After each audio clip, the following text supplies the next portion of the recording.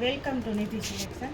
નિધિ સિલેક્શનમાં આજે આપણે હેન્ડલૂમ વેરાયટીમાં ન્યૂ સ્ટોક અવેલેબલ છે, તો એ આપણે જોઈએ. આ છે 3x6ની સેટી. એના છે 3x6ની સેટીના માપના 2 ઓછાડ આ રીતના અને 4 કવર.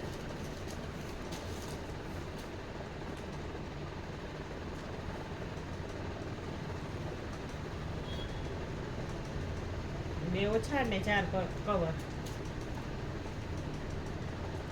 અને આ બધા એના કલર છે.